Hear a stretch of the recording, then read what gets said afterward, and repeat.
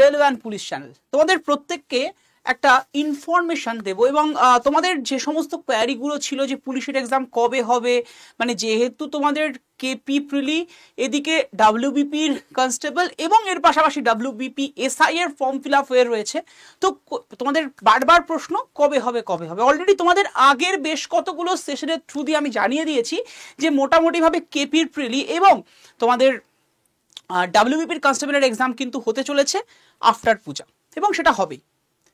এবং WBP SI এর যে এক্সাম সেটা এবছর হওয়ার সম্ভাবনা সত্যি কম, মোটামুটিভাবে ধরে নাও জানুয়ারি মাস, মানে 2025 জানুয়ারি, তার আগে হচ্ছে না। কিন্তু এই যে কেপি মানে কলকাতা পুলিশের প্রিলিমিনারি এক্সাম এবং ডাব্লিউবিপির কনস্টেবলের এক্সাম, এটা মোটামুটি পুজোর পর বলতে পারো, অনেকে ভাবতে পারো দুর্গা পুজোরই পর। দেখো পুজো মানে দুর্গা পুজো থেকে কালী পুজো অলমোস্ট একটা বিশাল বড় ছুটি থাকছে, তারপর পরে কিন্তু হতে চলেছে এই এক্সামটা, ঠিক আছে? তো এখন প্রিপারেশন জোর কদমে চলুক এবং তোমাদের আমি একটা, আমার যতদূর মনে পড়ছে আজ থেকে 2-2.5 সপ্তাহ আগে অলমোস্ট, সেই সময় তোমায় জানিয়েছিলাম যে এক্সাইজেরও কিন্তু ভ্যাকেন্সি আছে এবং এক্সাইজের ফর্ম ফিল আপও হবে। তবে বর্তমান সিচুয়েশন একটু টালমাটাল, বুঝতেই পারছো, এবং সেটার আশা করি আমরা সবাই সমর্থন করছি যে হ্যাঁ এই সিচুয়েশনটার ওভারকাম হওয়াটা দরকার। এবং এই যে একটা ঘটনা সারা পশ্চিমবঙ্গকে, সারা ভারতবর্ষকে তথা সারা পৃথিবীকে নাড়িয়ে দিয়েছে, সেই ঘটনার অবশ্যই সমাধান হওয়া দরকার, দোষী সাব্যস্ত হওয়া দরকার। এটা আশা করি তোমরাও যারা যারা এখানকার অ্যাসপিরেন্স রয়েছো, তারা তো ইন ফিউচার পুলিশ হতে চলেছো, তোমরাও কিন্তু এর প্রতিবাদ করো। এটা আমার তরফ থেকে আর 24/7 রেলওয়ে আর পুলিশ চ্যানেলের তরফ থেকে তোমাদের প্রত্যেককে আবেদন রইল। যাই হোক, তো আজকে যে বিষয়টা নিয়ে জানাবো, তোমাদের অনেকেরই প্রশ্ন আগের সেশনগুলোতে পেয়েছিলাম যে ডাব্লিউবিপি কনস্টেবল নাকি এক্সাইজ কনস্টেবল, যেহেতু এক্সাইজ কনস্টেবলের ভ্যাকেন্সি আছে এবং সেটা বেরোবে, তবে এই যে সিচুয়েশন এটা হয়তো ঠিকঠাক হয়ে যাবে এবং তারপরই বেরোতে চলেছে। যাই হোক, তো সেখানে দাঁড়িয়ে এই দুটোর মধ্যে কোনটা বেস্ট, এটা তোমাদের অনেকের প্রশ্ন ছিল। তো চলো সেই প্রশ্নের সমাধান করতে চলে আসলাম এই সেশনটা থ্রু দিয়ে। দেখো, প্রথমত ডাব্লিউবিপি কনস্টেবল এই এক্সামটার কথা যদি বলি, এই এক্সামটা কন্ডাক্ট করছে কে? West Bengal police recruitment board, অর্থাৎ ডাব্লিউবিপিআরবি। একইভাবে এক্সাইজ কনস্টেবলের কিন্তু যে এক্সাইজের আলাদা ডিপার্টমেন্ট আছে, কিন্তু এক্সাইজের ডিপার্টমেন্ট থাকলেও তারা কিন্তু এক্সাম কন্ডাক্ট আলাদা করে না, তাদের এক্সামটাও কিন্তু কন্ডাক্ট করছে West Bengal police recruitment board. তো দুটোর ক্ষেত্রে পুলিশ রিক্রুটমেন্ট বোর্ড কন্ট্রোল করলেও এটা ডিরেক্টলি পুলিশ রিক্রুটমেন্টের বোর্ডের আন্ডারেই যাচ্ছে ডাব্লিউবিপি কনস্টেবল, কিন্তু এক্সাইজ কনস্টেবলের আলাদা ডিপার্টমেন্ট, এটা ডাব্লিউবিপিআরবির আন্ডারে এদের এক্সামটাকে কন্ডাক্ট করায়। কনস্টেবলের বয়স মানে ডাব্লিউবিপি কনস্টেবলের ক্ষেত্রে এজ লিমিট যেটা, সেটা 18 থেকে 27 ইউআর, মানে আনরিজার্ভ ক্যাটাগরির ক্ষেত্রে। কিন্তু যদি দেখা যায় লেডি কনস্টেবল, সেটা আপ টু 30 ইয়ার্স হতে পারে। এবং যদি তুমি কোনো ক্যাটাগরি থেকে বিলং করো, অর্থাৎ এসটি, এসসি বা ওবিসি, সেক্ষেত্রে বয়সের যে ছাড় সেটা তো একইভাবে রয়েছে। ওবিসিদের ক্ষেত্রে 3 বছর ছাড় থাকে, এসটি এসসিদের ক্ষেত্রে 5 বছরের ছাড়। একইভাবে এক্সাইজ কনস্টেবলের ক্ষেত্রেও সেম। কিন্তু পার্থক্যটা কোথায়? প্রথম পার্থক্য হচ্ছে ডিউটির ক্ষেত্রে। দেখো, এদের কাজ ল অ্যান্ড অর্ডারকে রক্ষা করা। আশা রাখি তোমরা সেটা করবে, যদিও বর্তমান পরিস্থিতি সেটা কিন্তু বলছে না। যাই হোক, তো মোদ্দা কথা, ল অ্যান্ড অর্ডারকে রক্ষা করা ডাব্লিউবিপি কনস্টেবলের অন্যতম কাজ। এর পাশাপাশি সোশ্যাল সার্ভিস এবং ডাব্লিউবিপি কনস্টেবলের আন্ডারে যেহেতু বেশ কতগুলো স্পেশাল ফোর্স আছে, তারা টেরোরিস্ট অ্যাক্টিভিটিসের ক্ষেত্রেও কিন্তু মানে টেরোরিস্ট অ্যাক্টিভিটিস যাতে না হয় তার প্রোটেকশনটা কিন্তু দিয়ে থাকে, যারা special force under WBP constable. Excise কনস্টেবলে আলাদা করে কোনো স্পেশাল ফোর্স নেই। এদের কাজ কি? লাইসেন্স যাদের নেই, যেমন ধরো মেডিকেল লাইসেন্স নেই, তাদেরকে ধরছে। অ্যালকোহল বিক্রি করছে বা উইদাউট লাইসেন্স, তাদেরকে ধরছে। এই সমস্ত কাজগুলো কিন্তু এক্সাইজ কনস্টেবলের মেন কাজ বা মেন ডিউটির মধ্যে পড়ছে। যদি দেখো বেতনের ক্ষেত্রে ডাব্লিউবিপি কনস্টেবল কিন্তু অনেকটা এগিয়ে। এদের ক্ষেত্রে 12 মাসের ডিউটি করে 2 মাসের স্যালারি এক্সট্রা পাওয়া যায়। মোটামুটি জুলাই মাস নাগাদই এক্সট্রা স্যালারিটা পে করা হয়ে থাকে। বাট এক্সাইজ কনস্টেবলের ক্ষেত্রে বেতন কিন্তু 12 মাসেরটা 12 মাসই পায়, এক্সট্রা বেতন নেই। এর পাশে যদি দেখা যায় প্রমোশনের ক্ষেত্রে আবার এগিয়ে কিন্তু এক্সাইজ কনস্টেবল। এক্সাইজ কনস্টেবলের থেকে এএসআই হতে গেলে তোমার বয়স মানে যেটা প্রমোশনের যে পিরিয়ডটা, সেটা কিন্তু 6 থেকে 7 বছর হলেই হয়ে যায় অ্যাভারেজে। কিছু এবার প্রমোশনটা অনেক কিছুর উপরে মানে ডিপেন্ড করে, অনেক সার্কামস্টেন্সের উপরে ডিপেন্ড করে। তো জেনারেলি 6 থেকে 7 বছর তোমার কিন্তু এএসআই হতে লাগে। কনস্টেবল থেকে এক্সাইজের ক্ষেত্রে। But in case of WP constable সেক্ষেত্রে প্রমোশনটা হতে মিনিমাম 10 থেকে 12 বছর, অনেকটা সময় লাগে এএসআই হতে, যদি না আদার কোনো সার্কামস্টেন্সেসের কোনো ব্যাপার স্যাপার থাকে। তো জেনারেলি 10 থেকে 12 বছর লাগছে, কিন্তু এখানে কিন্তু অনেকটা সময় বেশি লাগে। এবং যদি দেখি এদের কাজ মানে ডাব্লিউপি কনস্টেবলের রেসপন্সিবিলিটি কিন্তু অনেক বেশি, অনেকটাই বেশি। এবং তার পাশাপাশি যেটা হয় বেশি রেসপন্সিবিলিটি মানে সময়টাও বেশি কিন্তু দিতে হয়, যেটা এক্সাইজ কনস্টেবলের অনেকটাই ডিউটির সময় কম। তাই যারা যারা ভাবছো যে একটু ভালো কোনো বেটার অপরচুনিটি জবের ক্ষেত্রে, দেখো প্রত্যেকটা ওয়েস্ট বেঙ্গল এবং আমি বলবো যে ভারতবর্ষের অনেকেরই যারা সাধারণ মানে বেশিরভাগই তো সাধারণ মধ্যবিত্ত ঘর থেকে সবাই বিলং করছো, তো সবার আগে টার্গেট থাকে একটা জব পাওয়া, একটা সরকারি জব, নিজের সেটেলমেন্ট হওয়া। এবং এই সেটেলমেন্টের জন্য যেটা দরকার একটা করে যে কোনো জব, তো যে কোনো জবের ক্ষেত্রে একটা পেয়ে যাও, জেনারেলি কনস্টেবল এক্সাইজ হোক বা ডাব্লিউপি কনস্টেবল। কিন্তু ডাব্লিউপি কনস্টেবলের ক্ষেত্রে এই জব পাওয়ার পরে ফার্দার যে পড়াশোনা, অনেকে হয়তো ডাব্লিউবিসিএস নিয়ে ভাবনা চিন্তা করছো, বা অনেকে হয়তো এসআই এর এক্সাম দেবে ভাবছো, বা আদার কোনো এক্সামের জন্য প্রিপারেশন নিচ্ছ, হতে পারে সিজিএল বা আদার্স কোনো এক্সাম।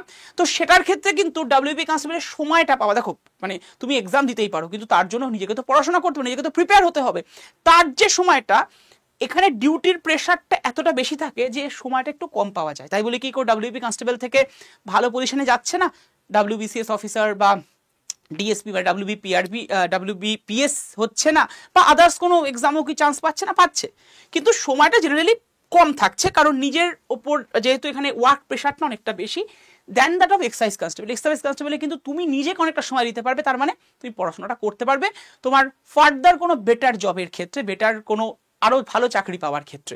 এটার একটা ব্যাপার সুবিধা কিন্তু এক্ষেত্রে রয়েছে, এবং প্রমোশনের ক্ষেত্রেও সুবিধা আছে। কিন্তু স্যালারি যদি দেখা যায় প্রায় অ্যাভারেজ আমি যদি দেখি বেসিক পের থেকে 600-700 টাকা 800 টাকার মতো ডিফারেন্স থাকে কিন্তু ইনিশিয়াল স্টেজে ডাব্লিউপি কনস্টেবলের সাথে এক্সাইজ কনস্টেবলে। ডাব্লিউপি কনস্টেবলে 600-700-800 মতো বেশি টাকা পাওয়া যায় বেসিক পের ওপরে, যেটা এক্সাইজ কনস্টেবলে ওইটা কম থাকে, এই যা ডিফারেন্স। কিন্তু আমি বলবো সবার আগে লক্ষ্য রাখা উচিত একটা চাকরি।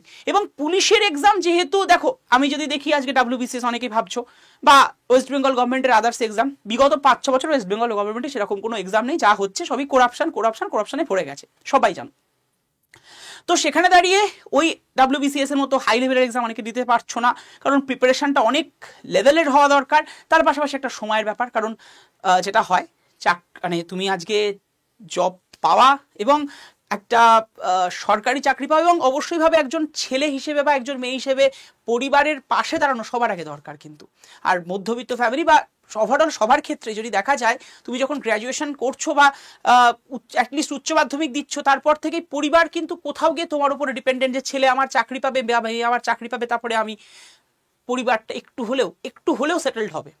তো সেখানে দাঁড়িয়ে পরিবার যখন তোমার মুখের দিকে তাকিয়ে আছে, আমি বলবো সবার আগে ভাই চাকরিটা পাও, একটা নিজেকে সেটেল করো এবং পরিবারের মুখে হাসি ফোটাও। তার জন্য যে কোনো একটা চাকরি, হ্যাঁ এখানে অবশ্যই বাছাইয়ের ব্যাপারটা নেই, যেটা ভাবে সেটাতে আগে আসো, সেই চাকরিটায় আগে জয়েন করো। এবার বলবো স্যার চাকরি তো হচ্ছে না, ফর্ম ফিল আপ তো করে আসো। দেখো একটা কথা বলবো, যখন ফর্ম ফিল আপ হয়ে আছে চাকরি হতে বাধ্য, মানে পরীক্ষা হতে বাধ্য।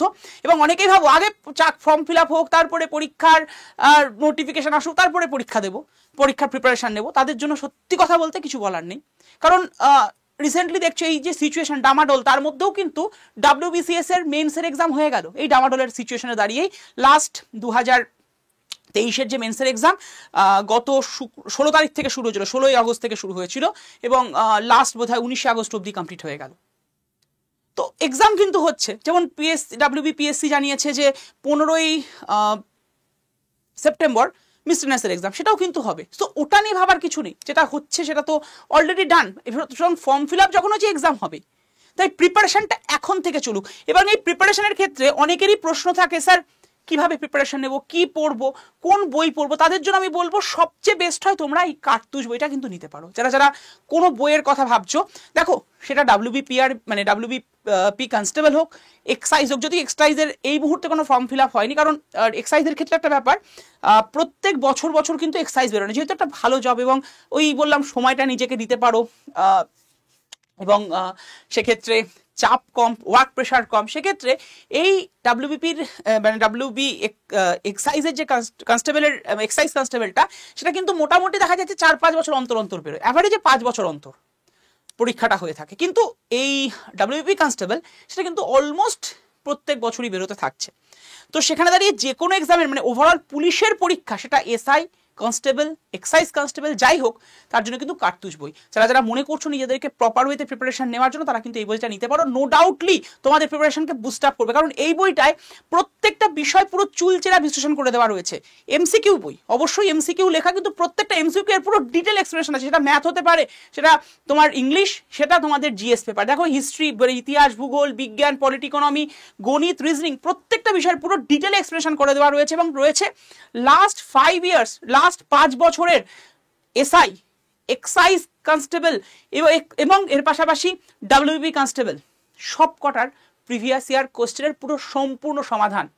তাই যারা যারা মনে করছো দেরি না করে অবশ্যই নিয়ে নাও।